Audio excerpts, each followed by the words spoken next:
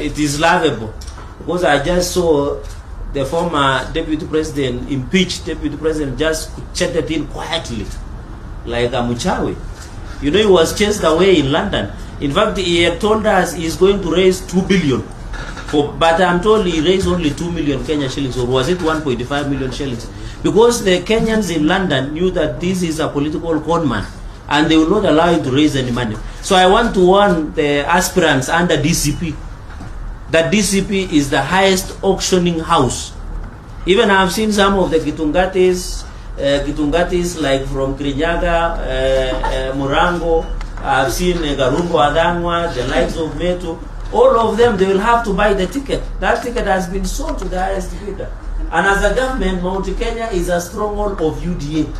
We will not allow anybody or some individuals to masquerade. We are going to have our candidates in UDA and also in DCP, but they sing UDA at night. So we know that, we know the neighboring. I was in Muranga. I was the neighboring to Muranga here in Kirinyaga. We have some women there.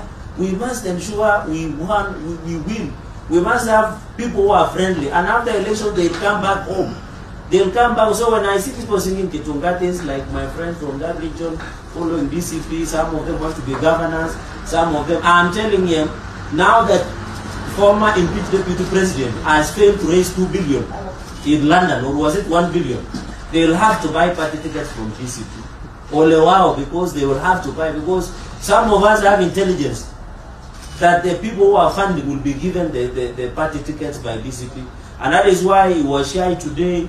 I saw him trying to castigate the president and the government, yet he is not telling the country that he raised 1.5 million against 1 billion that he had gone to raise, because he is so ashamed and embarrassed, because Kenyans, within and outside Kenyans, do not want the issue of tribalism, issue of earth, and issue of ridiculing the head of, or the president of the Republic of Kenya.